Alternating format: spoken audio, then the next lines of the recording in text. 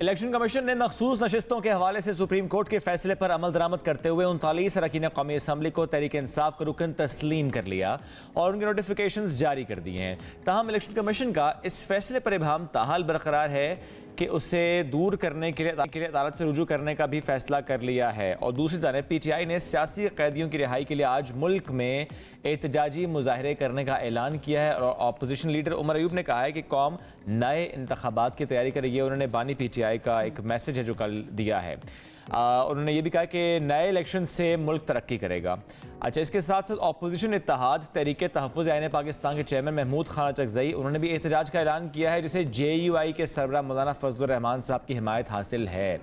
इस एहतजाज के पेश नज़र इस्लामाबाद और पंजाब में दफ़ा 144 नाफिज की गई है। इसी पर बात करेंगे, PTI क्या सोच रही है और PTI क्या कर रही है। PTI के सीनियर रहनुमा तैमूर सलीम झगड़ा सब साथ मौजूद हैं। सर, बहुत शुक्रिया आपने वक्त दिया। सर, सबसे पहले इसी एहतजाज से मुताल्लिक हम आपसे कॉमेंट लेना चाहेंगे, चूँकि अभी इजाज़त का इबाम बाकी है। चूँकि पहले इजाज़त आई, वो फिर सुना ये कि इजाज़त नहीं मिली, फिर वो मामला कोर्ट में गया, फिर नोटिस हो गए और आज समाअत भी होनी है। तो अभी की क्या स्ट्रैटेजी है PTI की?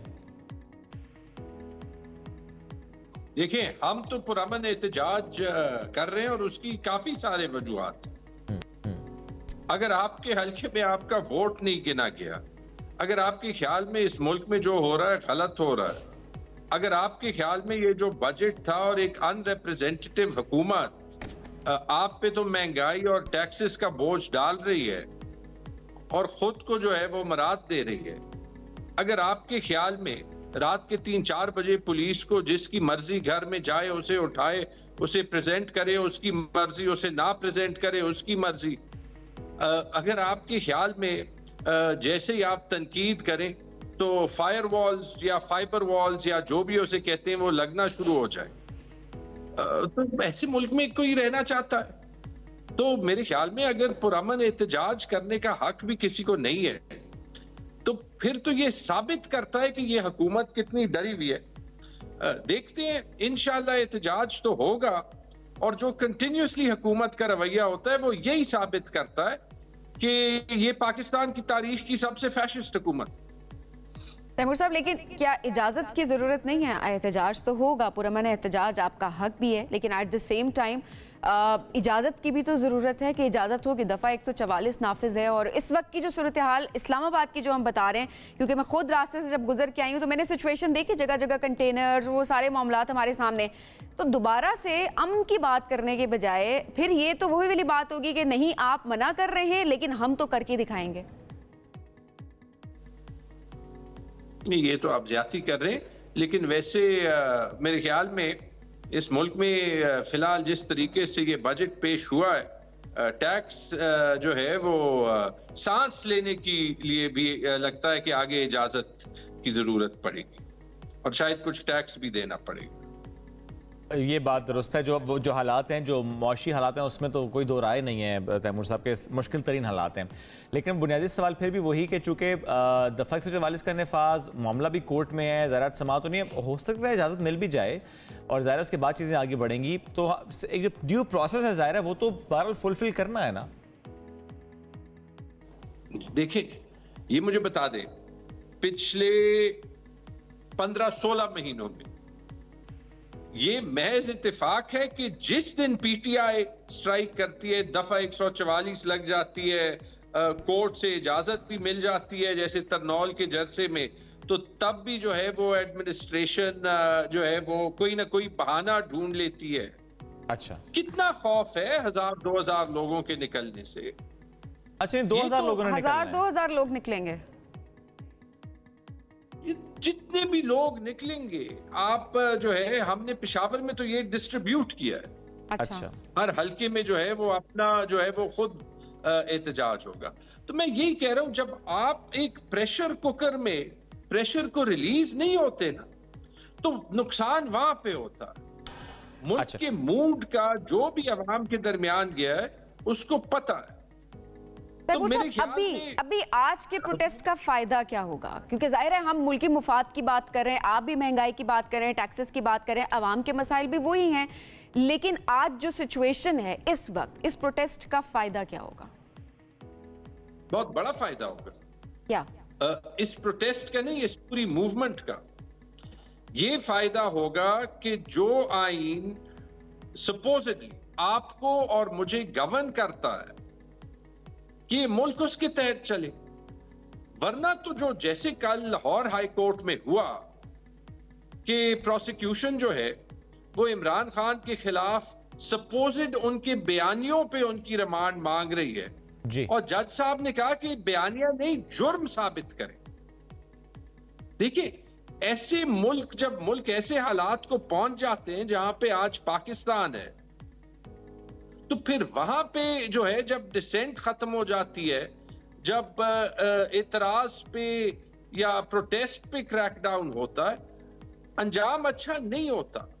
ठीक, हुकूमत को नजरसानी करनी पड़ेगी, और सिर्फ इसलिए कि वो 17 सीटों की हुकूमत पे बैठे हैं, या तो इसको उनको उस वक्त सोचना चाहिए था कि what they are signing up for, या फिर ये उन्हें जो है वो फैक्टर इन करना है कि नाजायज हुकूमत के खिलाफ और प्रोटेस्ट होना चाहिए। यानी ये तय है, इजाजत मिले ना मिले आज एहतजाज होगा पीटीआई की तरफ से।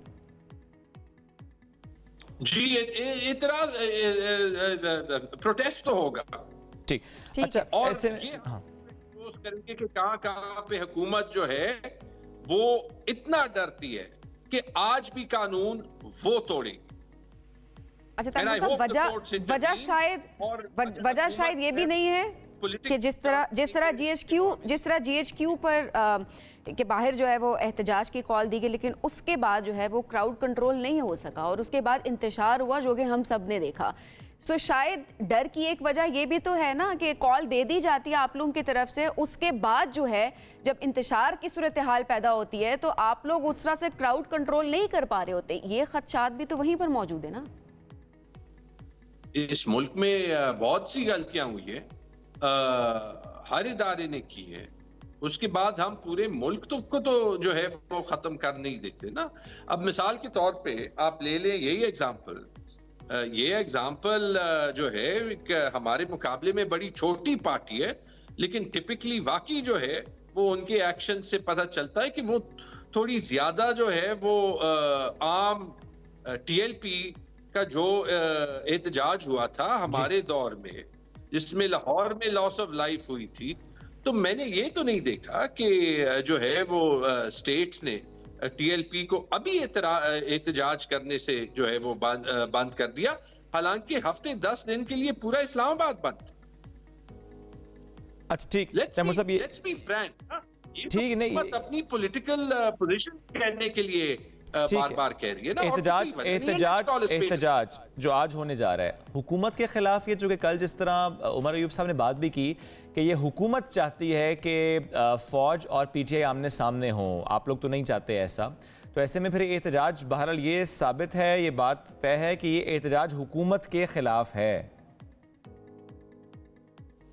जी देखिए, इसमें कोई शक नहीं कि पीएमएलएन ये चाहती है और उसने हर कोशिश की।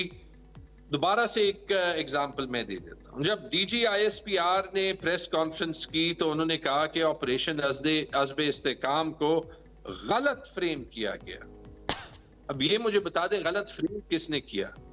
2 लोगों ने ही कहा था कि ये काइनेटिक ऑपरेशन है ना, शायद ना एली में कहा, एक अता तारड़ ने कहा था, एक ख्वाजा आसिफ ने कहा था जो इत्तेफाकन डिफेंस मिनिस्टर है, और ये कहा था कि अली अमीन जो है वो वहां पे ऑपरेशन को मान गए थे, बाद में चुप हो गए थे। अब इट टर्न्स आउट कि डीजी आईएसपीआर की प्रेस कॉन्फ्रेंस से खुद पता चलता है कि ना ये नया ऑपरेशन है, ना ये काइनेटिक ऑपरेशन है, ये छोटे ऑपरेशंस तो हर रोज ठीक है, और पीटीआई को कोई इतराज नहीं है अब इस पे। नहीं, हमने जो है वो टेररिज्म के खिलाफ तो लड़ना, लेकिन इसको एक्सप्लॉइट किसने किया? ठीक है, पॉइंट आपका आगे कि आप कह रहे हैं कि आप कह रहे हैं अता तारड़ साहब ने और ख्वाजा आसिफ साहब ने एक्सप्लॉइट किया। आज के एहतजाज में मौलाना फजल रहमान किस हद तक आप लोगों के साथ हैं? इसके बारे में मुझे पर्सनली जो है वो नहीं पता। आई जस्ट होप, मेरी उम्मीद है कि हर जो जमहूरी कुव्वत हो, अभी तो साबित हो गया कि पीएमएलएन और पीपल्स पार्टी फ्रैंकली नहीं है, पीपल्स पार्टी में कुछ आवाजें हैं लेकिन फिर जरदारी साहब की चलती है। हर जो जमहूरी कुव्वत है कि वो रूल ऑफ लॉ और कॉन्स्टिट्यूशन के साथ खड़ी हो। ठीक, एक और बात बस उसका जवाब दे दीजिएगा, चूंकि फयाज हुसैन चौहान साहब एक इल्ज़ाम आयद करते आए हैं पार्टी छोड़ने के बाद। वो कहते हैं कि एक जूम मीटिंग हुई थी, उसमें आप भी थे। वो कहते हैं कि उसमें एहतजाज की बात हुई थी और मौलाना फजल रहमान साहब के खिलाफ एहतजाज की बात हुई थी, मदरसों के बाहर एहतजाज की बात हुई थी और उससे एनार्की का एक माहौल नज़र आ रहा था। क्या वाकई ऐसी कोई बात हुई थी? पीटीआई एहतजाज करने वाली थी मदरसों के बाहर, ऐसा कोई मामला था? बड़ा मुझे क्लियरली वो वाकया याद है। खान साहब जब 9 मई के बाद निकले, जूम मीटिंग हुई, उसमें बताया गया कि मौलाना साहब जो हैं, अगर आपको याद है 15 मई को सुप्रीम कोर्ट के सामने जो है वो एहतजाज करेंगे और आपको याद है कि उनके लिए वो जो है वो रेड जोन की सारे दरवाजे खुले। खान साहब ने ये जरूर कहा कि फिर हमें JUI के ऑफिस के सामने एतराज करना चाहिए, और उसके बाद ये भी हुआ कि मैंने और आतिफ खान ने खान साहब को कहा कि इस माहौल में ये जो है वो रिस्की है और गलत है, क्योंकि आमना सामना दो पॉलिटिकल फोर्सेस का नहीं होना चाहिए, और ये भी हकीकत है कि फिर इमरान को ये एहतजाज नहीं करना। ठीक है, बहुत शुक्रिया। तैमूर इस्लाम झक्कर साहब साथ में हमसे गुफ्तगू कर रहे थे।